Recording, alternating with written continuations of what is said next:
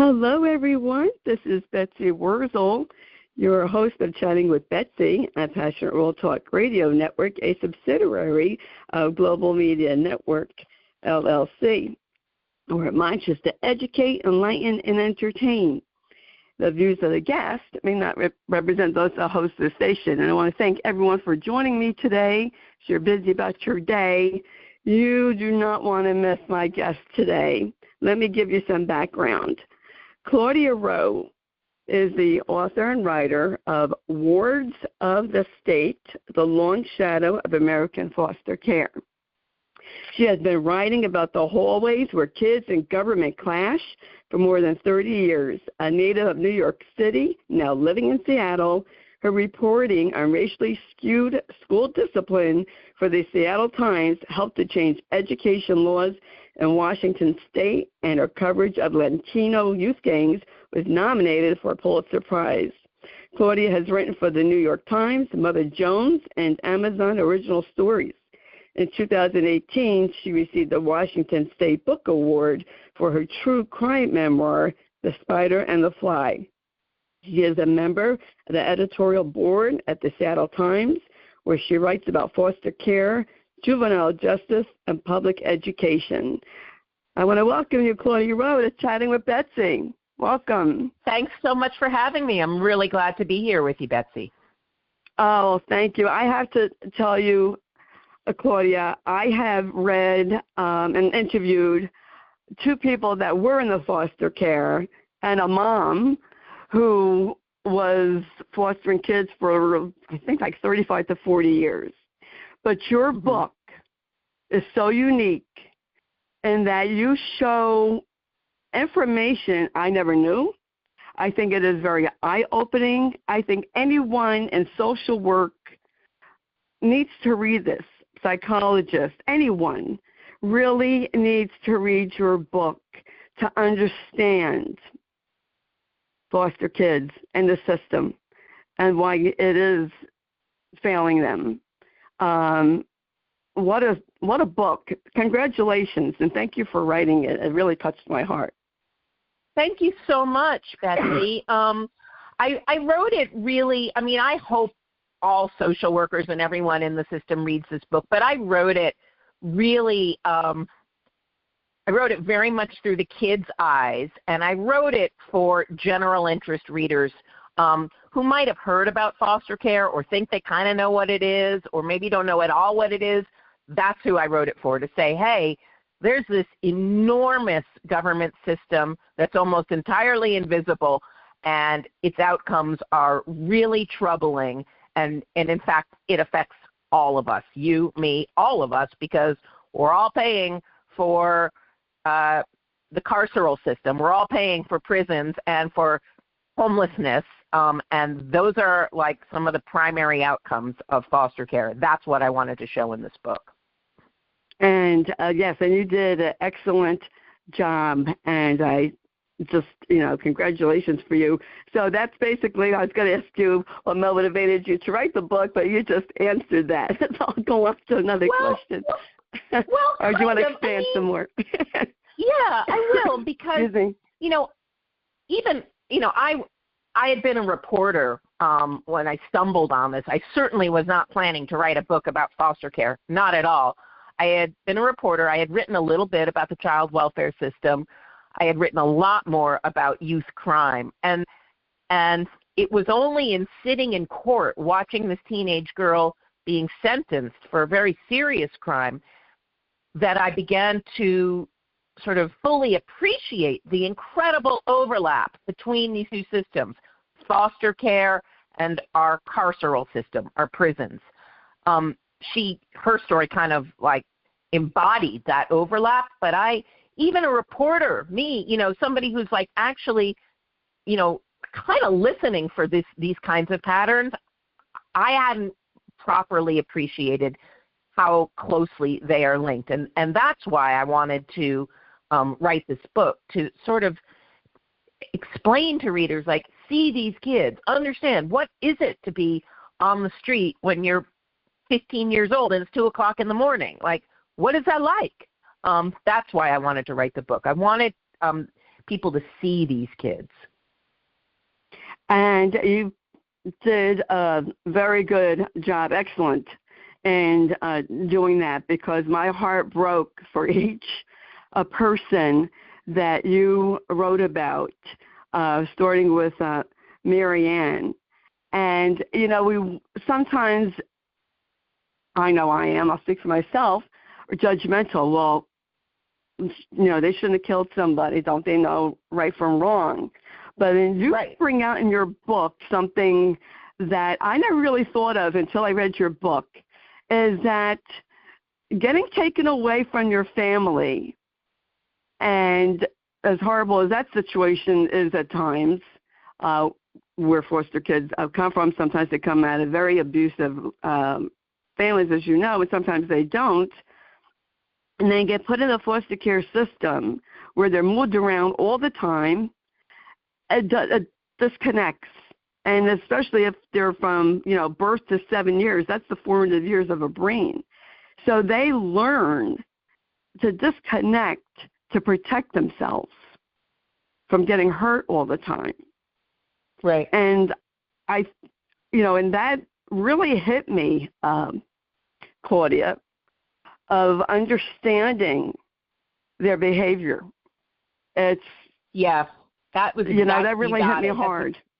That's exactly it. Like when I said before about I really want people, regular, everyday people, to see these kids, because of course judgment and fear are all of our, often our first reactions. When we hear about a horrible crime, when we see a kid, we hear about something that sounds like just depraved, of course our first reactions are judgment, which really comes out of fear. And I thought it was important to sort of dissect this. Like, what is exactly happening when a kid does something like that? How do they understand themselves? Like, what do they think they're doing? What is their motivation? Where does it come from? I really wanted to really break this down. And what I found was that the foster care system, not because of any particular villain, not because of, bad social workers or abusive foster parents. No, nothing like that at all.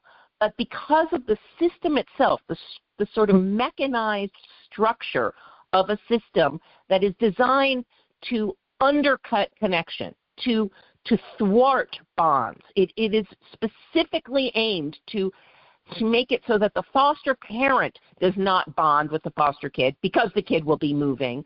And, the whole system is geared traditionally, don't connect to your caregiver. And by the way, if you came from a messed up, negligent, or abusive family, you shouldn't know anybody in your family ever again. You shouldn't know any of your relatives. That's why kids traditionally were not placed by the state with relatives who knew them. And we're just now beginning to appreciate how wrong-headed that approach is, how seriously a kid's behavior can be shaped by undercutting connections to adults who know them. And that, like the sort of brain science aspect of this, I think is really important to understanding the outcomes of foster care. Oh, absolutely. And I know from interviewing the foster mom, and you also bring this out in your book, that the foster care system actually fails in helping the foster parents, matching them up, with as best as they can with the child. I just want to tell my audience, sometimes foster parents get kids 2 o'clock in the morning without any notice. They're like a phone call. Hey, we're coming, and they have to have everything ready. And sometimes the foster parent themselves, they don't know the history of their child that they're getting, the foster child. Right. The system does not treat its paid caregivers, foster parents, very well at all. It treats them like a way station, like interchangeable widgets, or like little more than, babysitters who are providing room and board. And so what do you think that's going to encourage in the foster parent? How intensely are they going to care about a kid when they know that kid could be yanked, and the whole system is geared toward discouraging real connection between foster parent and kid, and that, just as you say, the foster parents are treated kind of like interchangeable way stations, and that really doesn't work either. So I really think every reform that shows any kind of promise is one that honors the importance of connection, not just like in some philosophical way because it's nice or something, but because there's actual brain chemistry that is affected, and then behavior, and then, really serious social problems. I also, in my opinion, Claudia, found in reading your book and knowing what I know from other people I've spoken to, it seems to just go into a cycle, and the cycle has to be broken. It has to be fixed. The cycle's broken. It needs to be fixed. That's what I'm trying to say.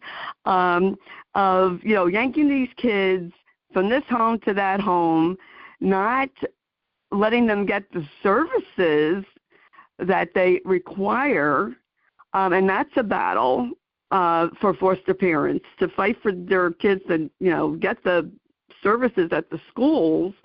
But being yanked around, how do they get that education? How do they get those services so they can be successful? It's like they set them up for failure over and over and over again.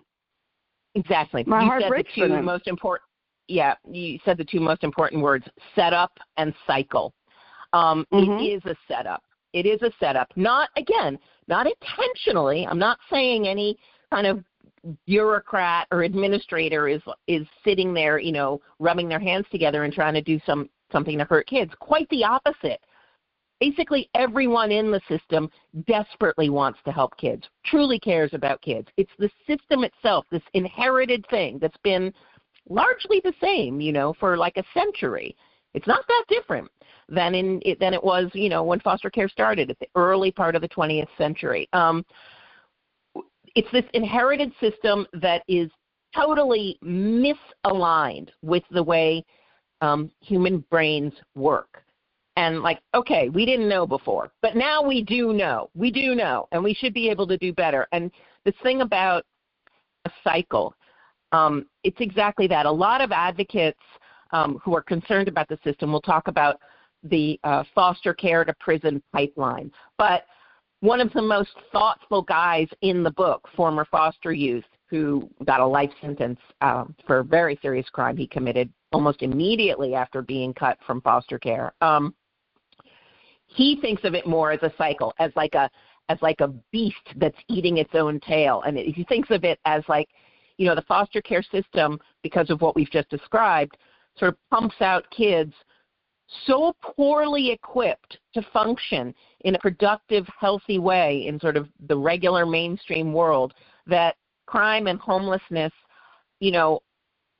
are almost like predetermined. And then kid does whatever they do to survive. They might be taken into a county jail or a state prison, depending. But maybe they already have a kid. Then that child is going to be taken into foster care, and it's this cycle. Parents into prison or homelessness, state takes the kid then comes out of the state system, set up for little better than more incarceration and homelessness. It is a cycle. I should say, of course, there are kids who succeed despite this, who break the pattern, and they are in the book too. But the truth is that fewer than 5% of children who age out of foster care when they're 18 will ever get a bachelor's degree, a 4-year college degree. Fewer than 5%. And 59% will have experienced some kind of lockup by the time they're 26. 59%, some kind of lockup. Wow. It could be while they're still in foster care, like in juvenile detention. That would count as some kind of lockup. But then there you go. Even it's for the stupidest thing in the world, you ran from your placement and you got hungry and you shoplifted a bag of potato chips and the cops come and they put you in juvie for whatever, a couple days, whatever. you now have a criminal record. So what do you think is going to happen when you're 18 years old and the state says, thanks, we're done with you, goodbye? You have a spotty education. You probably have some kind of dinky criminal record. How is that going to help you get on your feet and, like, join the world? It truly is a setup. It is. And I just found all the stories that you have of each individual so powerful, and it really did touch my heart, Claudia. I'm a very sensitive person by nature. That's just how I am, and very much empathy for people. And, you know, when we don't see the red flags in children, and that they're usually there, and people, you know, whoever, teachers, their caseworkers, ignore it. I mean, when a child is reaching out for help, there's usually signs there. I used to work in a preschool, and this child, he wasn't in foster care, but he came from a split family. And he said to me, this kid is 3 years old, Claudia, and he's talking about killing people. And he already was kicked out of a preschool for choking someone. This kid is crying out for help. Yes. And it's a shame if they don't provide that child with the proper psychological help that he needs, because he's going to end up hurting someone for real and not saying anything about it. It's not so much about the system saying, yeah, we don't care, you know, we're not going to give you the help. It's more, again, like the structure. First of all, enormous numbers of kids in foster care are medicated to control their behavior, like medicated with a cocktail of psychotropic drugs for, like, anti-anxiety and anti-depression and just to sleep better, and antipsychotic medications, like this cocktail of drugs given to children, talking about children, drugs that were never designed for use on kids. So enormous numbers of kids in foster care are medicated to control their behavior. And then, of course, to your point about the help they need, they have learned, just by experience, to be inherently distrustful of adults because of their own families, because of being moved around, because of caseworkers who change, you know, without warning. So, like, people come and go in their lives. Nobody ever really stays around for any kind of sustained length of time. And so when you talk about, like, can you get these kids help? Sure. Marianne, who you mentioned, she's the first character in the book. I mean, she had plenty of therapists. She had, I think I counted, I worked through her case file, and at one point I counted, and I can't remember the number, but, you know, it's like a dozen therapists during her short time in foster care. I mean, she went into the system when she was about 10. You know, by the time she was 14 or 15, she was a runaway on the streets. During that time, she had, you know, something like 10 or 12 different therapists. I can't remember the exact number right now, but, you know, she didn't believe any of them were terribly interested in her, so it didn't work, right? She didn't trust them. She didn't really confide in them. She hated the process. A lot of kids hate therapy. Kids who aren't in foster care, a lot of kids hate therapy, and it takes a while to trust a therapist who's going to be an adult. And for kids in foster care who might get moved to another placement while in therapy with this person, I mean, they might continue, but they might not. It might be off to the next therapist. So, you know, how is that going to work? It's not really going to work. It takes sustained connection and trust, and that is what the system traditionally has sort of undermined. And that is very true, and I'm glad you brought up the medications, and that could be a whole nother show. And interestingly enough, I had interviewed someone last month about, you know, the psychotropics and the effects of adults and children, and they are medicated. They're medicated very young, and there's got to be a better way than to just medicate. Yes, some children might need to be medicated. Some adults might need to be medicated, but I think, and just my opinion, Claudia, that there's got to be a better way to get behaviors under control. But and there you go back again to the neuroscience, that these kids are behaving a certain way because of what they have been experiencing. I mean, right. If you get, go ahead. Well, I was just going to say, near the front of the book, sort of toward the beginning, there's this teacher I quote who says, behavior is a language. And that's the thing. Like, sometimes this is a language very hard to interpret, very hard to translate. And I don't want to, minimize this. A lot of kids in foster care, yeah, their behavior is a language. Yeah, they're crying out, for sure. But it doesn't look sweet and nice. I mean, a lot of children in foster care have really, really difficult, challenging, often frightening behaviors, right? This is not some easy thing like, oh, just give them a hug and it'll be all better. No, it's not like that. While I'm saying how deep and how serious these behaviors are, I am also saying in this book, what really struck me was how powerful, how profoundly powerful, simply sustained connection with a trustworthy adult, how powerfully that is able to reroute kids' brain circuitry. Now, it doesn't happen in a week, but there's a story in the book, which you saw. There's this kid in the book. He's in New York City. He's bombed out of 3 high schools. He's in foster care. He's trudging around the city with his clothes and his food and his birth certificate, all his documents in literally a garbage bag over his shoulder. This is his life. He's a teenager. He's sort of bouncing from, I hate that word bouncing, but he's sort of trudging from home to home. He's spending some time in a group home. Incredibly unhappy kid, gang involved, had already done time in juvie, and he lands at his 4th high school. He's 17 years old, last chance high school, his 4th high school. Nobody thinks he's going to even get a diploma, right? I just saw this person, a month or 2 ago, earn his PhD. That kid actually did graduate. He went to community college. He went to the state university. Then he got his master's, and he got his PhD. Incredible. And he pinpoints it to connection with a young graduation advocate at that last chance high school. She was 23 years old. She was practically a kid herself. She was not some psychologist or heavy trained, seasoned professional. Not at all. She was literally there just help him arrange his class schedule or get to school safely. He was always worried about being jumped by a rival gang set. So that's what they would do. They would literally sit there and map his route to school, different routes on Google Maps. That was it.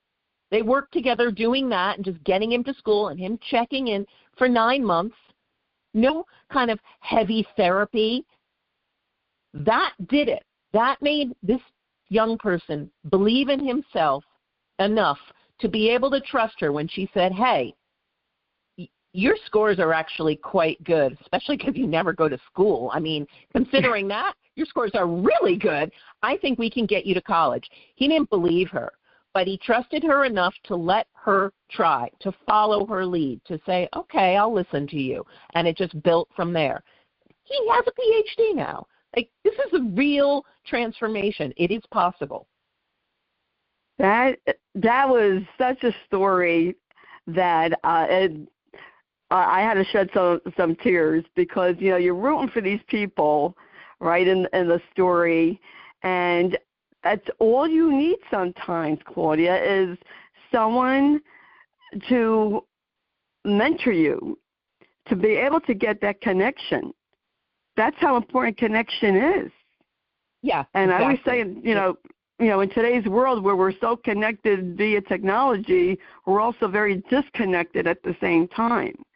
And I think when someone sees something in someone and they bring it out, I mean, That's phenomenal. Do you know, did that teacher, does she know what this student is doing now? Did he ever get back to her to say? Yeah, it's in the book. I talk about it. So he, for many years, she had no idea. She had no idea about the impact on him. She was just like, he was just one of the kids on her caseload, and she was glad he graduated, and like, that's it. And then just a couple of months ago, maybe a year ago, he did email her, and he said, I just wanted to let you know what happened to me. I'm in a PhD program, and I have you to thank for that. She burst into tears. She had no idea. This was like an email that landed in her inbox one morning out of the blue. They had no connection for, the better part of a decade. She was shocked at the impact that her sort of basic level connection had made on this young man. And then, of course, in me writing the book, in the course of reporting out this story, I did contact her, and I have talked with her, and so she has some knowledge that he did, in fact, earn his PhD. And, she's as amazed as anyone, like, wow, she had no idea as a 23-year-old with, coming from a completely different background, a sort of stable, privileged, middle-class background.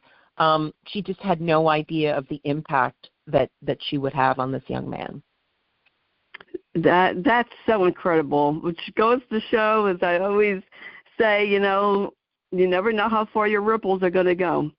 What effect you have on someone, you really don't. How did you find the people that you interviewed for your book?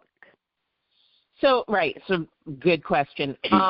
When I first encountered Marianne, the first thing I wanted to know was, is she typical, or was she some kind of crazy aberration? Obviously, she killed a person, so that's not typical. Not every kid in foster care is going to do that. However, her experience in foster care was in no way extreme.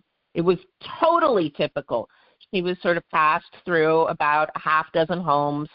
She was adopted out of foster care. Her adoptive parents could not handle her, and they kicked her back into the system. And at that point, she just became a chronic runaway. And, then soon, within a year, she had shot and killed this guy. So what I wanted to find out was, like, this path through foster care, adoption, then running away, like, how typical is that? I found out incredibly typical, and that there are 4 things that are standard for adolescents in the foster care system that seem to push kids toward locked cells, toward lockup. One of them is running away, and I described it before. You run away, you're going to get hungry, you're going to shoplift, the cops are going to pick you up. There you go. You just got sent to juvie, you just got locked up. The next thing is failed adoptions. That's exactly what happened to Marianne. It was also the case for another young person in the book who had a very different outcome and became quite successful. However, he also had some intermittent semi-homelessness. Failed adoptions are really under-discussed by the child welfare system, but they are not unusual.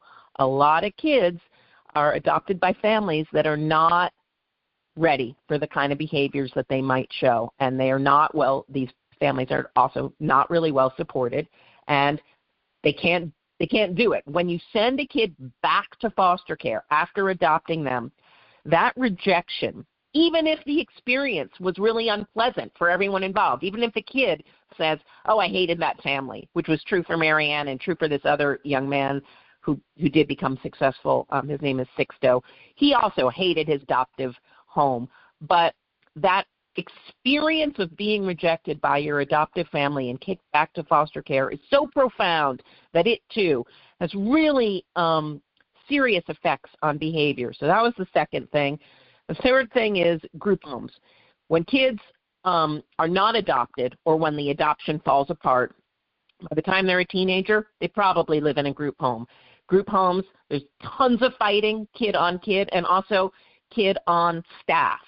And staff call the police, and somebody gets brought to juvie, or worse, and there you go. you just got locked up again. And then the fourth thing is aging out of foster care without any support when you're 18, which we just discussed before. So these are the four things that seem to lead to incarceration and homelessness. And as I was reporting out each of those four paths, I found young people who exemplified them, whose lives had been affected by each of these four prongs, and that's how I found the kids. Wow, yes, I can imagine. I've heard horror stories about group homes for the developmentally disabled. I used to work at a state institution, and the people that worked there told me what went on in some of the group homes.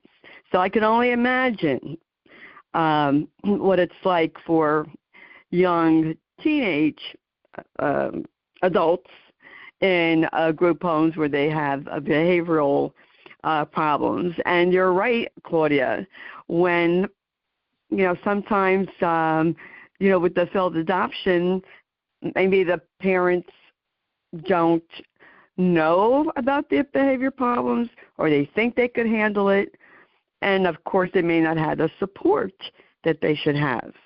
I would, you could tell me if I'm wrong, I would imagine that a lot of these children and young adults have violent behavior at times. Oh, you are correct. You are correct, for sure.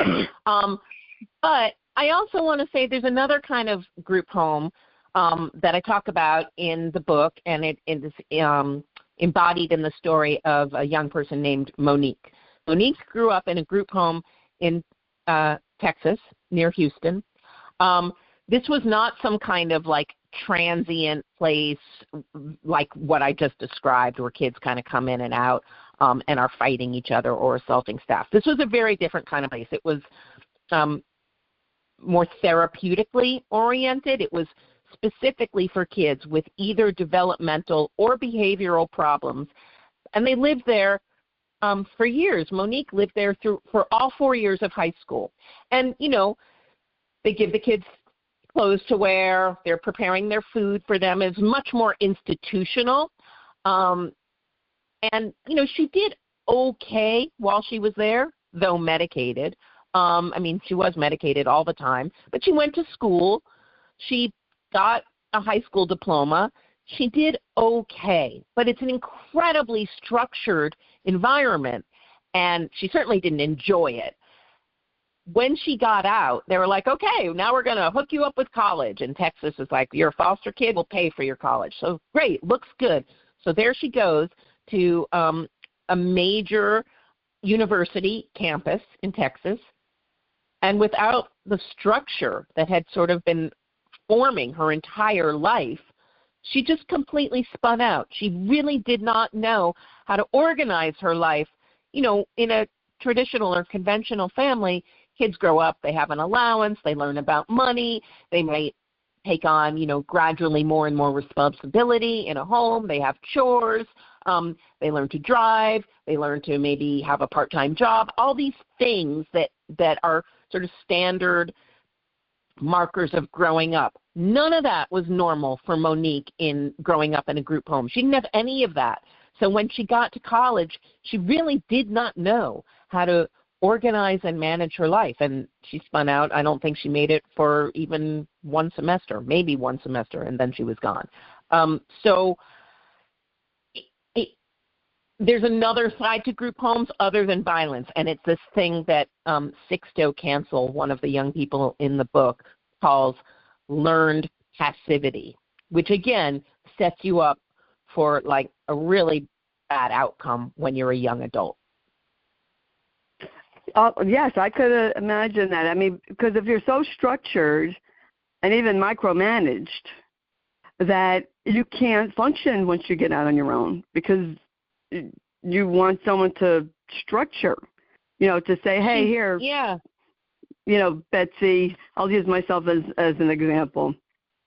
This is your schedule for today or for the week or the month.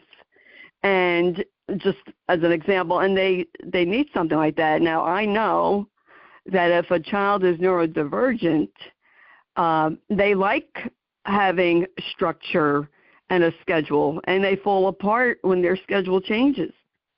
Right.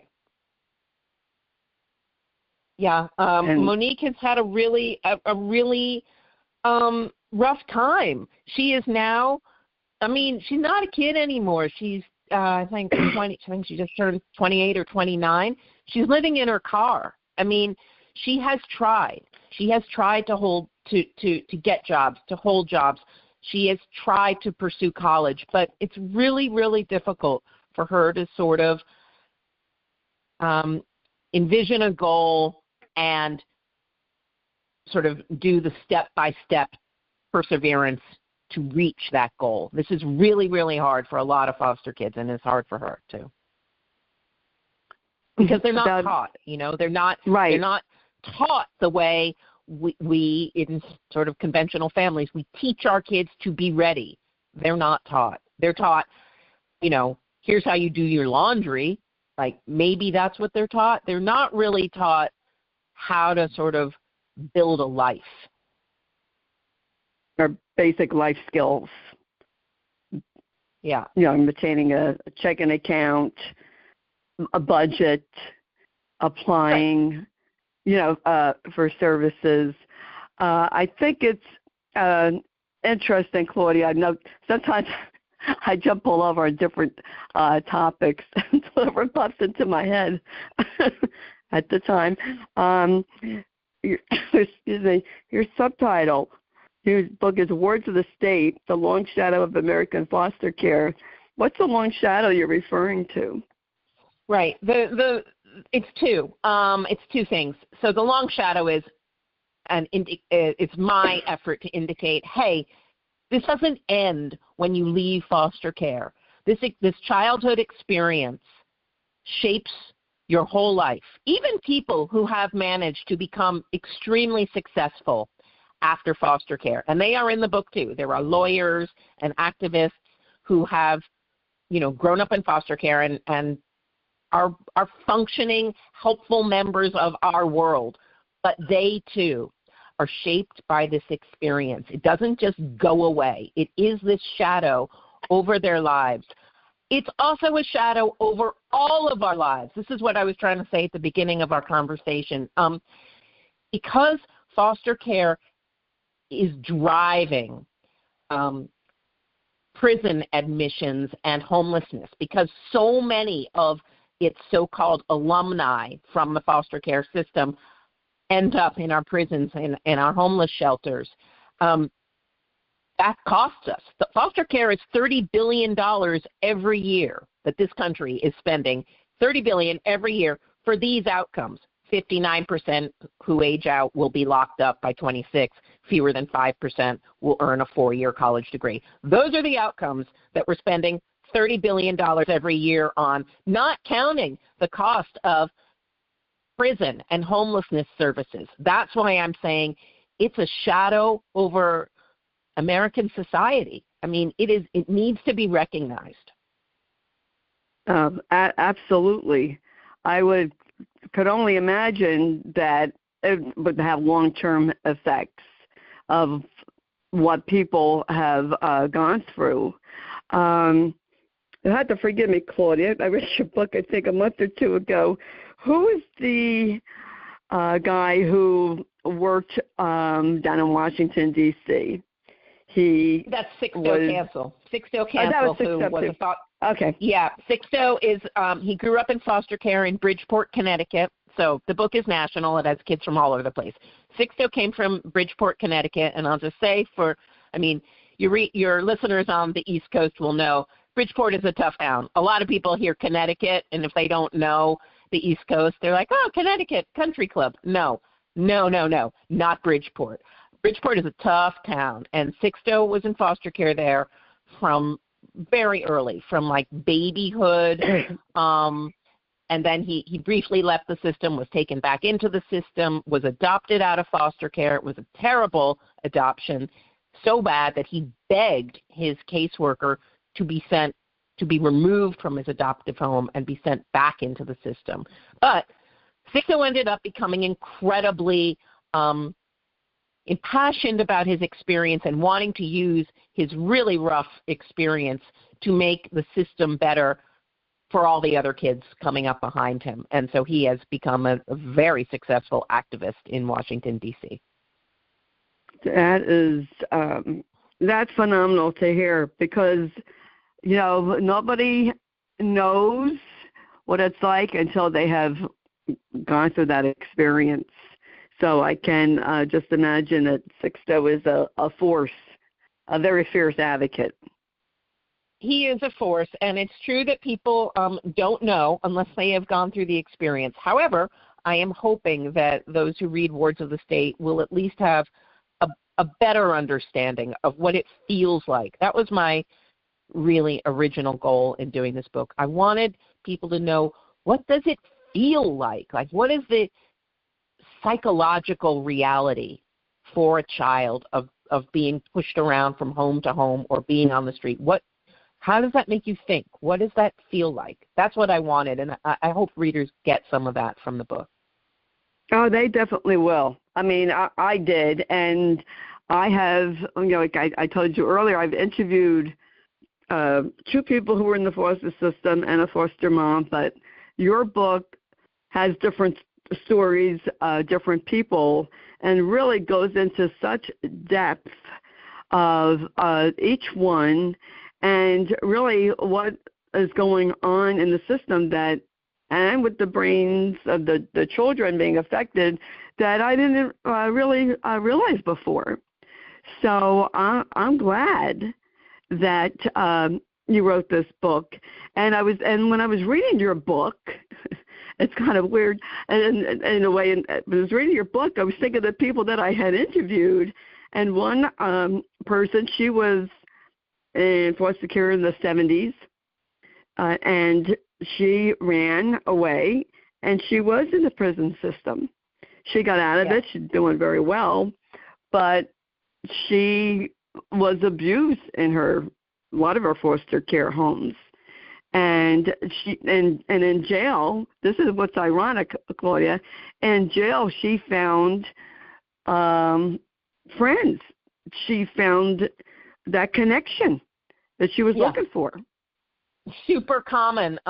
It's a sad, really sad commentary, and there's another story in the book that speaks to this exactly. Marianne, who you mentioned, ends up in a youth prison, and that turns out to be more helpful to her, not because the prison is so therapeutic or great, but only in that it was a stable place. She was there for 4 years, and she had, pretty much the same people handling her and talking to her and working with her for those 4 years. For those 4 years, she was fed. She knew where she'd sleep. She knew she'd be warm enough. That kind of stability was totally new to her, and it had a profound effect on improving her behavior. So, going to prison often helps kids in foster care because they feel a connection there with others who they know, which is a really sad commentary on the foster care system. That prison turns out to be more stable and more welcoming in some horrible way than foster care. Yeah, I agree. I know that running out of time, I just want to bring out one other person in your book, Arthur Longworth, who was in the prison, who was in foster care in the 1970s and early 80s. I think reading about him made me think of this other person who also is in that time frame. And there's, may not be him, there might be another one who was in jail for a long time. He was in foster care and then ended up in jail. Sorry, I forgot his name. He was in for a really long time. I don't know if that was Arthur Longworth. It's Arthur. Yeah, don't say too much because, it's Arthur. So don't say too much because there are some surprises in terms of what happens with my characters over the course of the book. But, yeah, you mentioned that he was in foster care in the late 70s and early 80s, and that's another thing. I wanted readers to understand how long this overlap has existed, from, like the sort of handoff from foster care to prison. Like, this is not a new trend or a sudden spike. This has been the case basically from the beginning. In fact, the very first person legally executed in the brand new state of Wyoming in 1892, when foster care, was just sort of beginning, was a former foster kid. He was 17 years old. He was hung in Wyoming, and he was on the run from foster care. This is an old story. Arthur Longworth is the early 80s incarnation of it. And Marianne is in the 20-teens. This has been going on decades, really more than a century. This is a long time, and it's time we confronted it. I also liked in your book, Claudia, that you brought out the history of the foster care system, which I did not know about. And I just, again, congratulations. Folks, there's a lot to this book. There's a lot I didn't even cover. You have to read this book. Thank you, Betsy. I'm very passionate about this book. And everyone should read this book, because it's like, what can we do to help foster care parents? Go ahead. So there are a couple things. I want to just say two things. So one thing that is happening, in part because of the work of Sixto Cancel down in Washington, D.C., one thing that is happening is way more kinship care. This is a good thing. This is not a miracle, but it is a better thing. It is better to place kids, if they can't live with their biological parents, to place them with a relative, somebody connected to their community, somebody who knows them. It could even be like a family friend or a teacher, which would be called like fictive kin.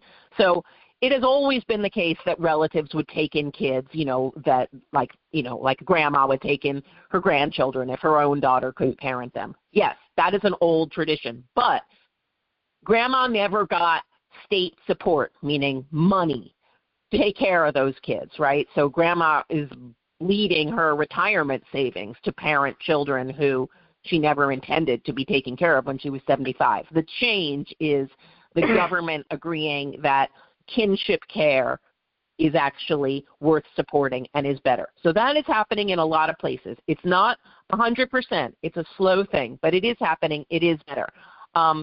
So we can all support kinship caregivers. We could offer ourselves to be kinship caregivers. We could do what the teacher I mentioned, that graduation advocate, she just sat down with this kid and worked with him a couple times a week on how to get safely to school. Like, we can all do something to foster an ongoing connection with a kid, and that's the key, ongoing stability, because people come in and out of these kids' lives. It has to be ongoing stability. That's the one thing. The other thing I would say is, like, Arthur Longworth committed a terrible crime. So did Marianne Atkins and a lot of other kids. It is true that these kids in foster care are victims, but they have created victims as well. There are real victims, real harm as a result of their actions. I just want to say to people who might be wondering about that or judging these kids, every young person who I profile in this book, some of them have been called like budding sociopaths or no empathy, right? No. Every one of these kids spoke to me because they want to help the system for young people coming up behind them. Kids, they'll never know. So they do have empathy, and they are thinking. They spoke to me. None of them had to, right? And every one of them knew it would be a pretty invasive experience. I mean, I was like all in their business. Every one of them said, I want to do this for other kids. So I think that that's important to keep in mind, to understand the humanity here. There's a lot more humanity than we ever recognize. I think, Claudia, that it speaks of your character, of you as a person, for these people to sit down and talk to you and trust you to tell their story. That says a lot about you. Kudos to you. It really does that thanks. they trusted you. I was there. Like this was a 6-year process, and like I've been saying, like sustained connection. I mean, a lot of them didn't think I would do that. I think a lot of these young people were like, yeah, she'll talk to me and she'll be gone. We'll do a phone call and I'll never hear from her again. But here we still are 6 years later, still talking. So, I mean, that's probably one of the main reasons, sustained connection, Yes, that's very important. Well, I can't thank you enough, Claudia, for coming on my show, writing this book. Folks, you heard Claudia Rowe, and the last name is R-O-W-E, Wards of the State, The Long Shadow of American Foster Care. Where can people purchase your book, Claudia, and how can they connect to you? Thanks for asking. So Wards of the State is just easily available at your local independent bookstore or on Barnes & Noble or Amazon.com or bookshop.org if you want to go the nonprofit route. I mean, it's just widely available on any of the normal websites, also in your local bookstore. And if people want to reach out to me, they can always go to my website, which is claudiarowejournalist.com. And there's a little contact button. You can write me an email. I'm also on Twitter, X, at Rowe Report. You can always hit me up that way. I'm on Facebook if people like that. Whatever. I think I'm pretty easy to find. Well, you are such a delight to talk to. And if you ever want to come back again, discuss more of your book, please do so, because this is a book, folks, I truly feel it needs to be out there. People need to read it. It really will open up your eyes. It opened my eyes up, and I learned a lot. I really learned so much. And I thought I had an idea of foster care before, but you bring a whole new perspective and many different elements of information that I think will benefit readers. And I just have to say, get the book, folks. I really want everyone to read this book. When I pass about something, Claudia, welcome. I appreciate that. I want to tell your listeners as well, I wrote this to be a good read. This is not some heavy, boring policy and brain science book. This is, it starts off pretty true crimey, and, it starts off like in the middle of a crime happening. So I wrote it to be fast, engaging read. It's important that people want to know this stuff, and you're not going to know it if it's presented in a boring way. So I just want to tell your listeners that it is aimed to be, sort of it is all true. This is also amazing stories. These are incredible survival stories. So, yeah. Yes, I tell you the truth, Claudia, I laughed, I cried. I could not put this book down. I was reading this book 1, 2 o'clock in the morning. I found it very hard to put down. I really enjoyed reading it. When I first thought, this book might be a little depressing. It wasn't. It was really an excellent book. Again, full of information that people need to know. It's really important because maybe there's foster kids in your neighborhood. You wouldn't know. There definitely are. I'm going to tell you, there are foster kids. And if there are not foster kids presently in your neighborhood, someone was probably in the foster care system at some point. It is all around us. It is just invisible. That's true. Well, I want to thank you again, Claudia, and best wishes to you on your book. I hope it becomes an international bestseller. And I will post it on my personal page, if that's okay with you. Of course. Okay. And I'm on LinkedIn. I will post it there. Your Great. book. Thank you so much, Betsy. You are welcome. It's my pleasure. Folks, you heard Claudia Rowe, as I had just said before. And I want to thank Jeannie White, who is the station manager, who writes the blog. All the information about Claudia Rowe and the book will be in the blog that Jeannie White writes, and she produces the show. And I want to thank Lillian Caldwell, who's CEO at Passion World Talk Radio Network, who makes this all possible. And I want to thank you, the listeners. Thank you for listening, subscribing. If you want to know where you can find me, I am on Amazon Music, Spotify, Spreaker. And if you have Alexa, you can even program Alexa to have Chatting with Betsy. Don't ask me how to do that because I don't have Alexa. But if you have Alexa, you would probably know how to do it. And if you are looking for a support group, I have hashtag Kick Alzheimer's Ass Movement if you are a caregiver. And as I always say at the end of my show, you can follow me on Facebook, Betsy E. Wurzel, W-R-Z-E-L. In a world where we could be anything, please be kind, shine your light bright, because we need it now more than ever before. And that's what I have to say today. This is Betsy Wurzel, your host of Chatting with Betsy on Passionate World Talk Radio Network, a subsidiary of Global Media Network, LLC. Bye-bye now.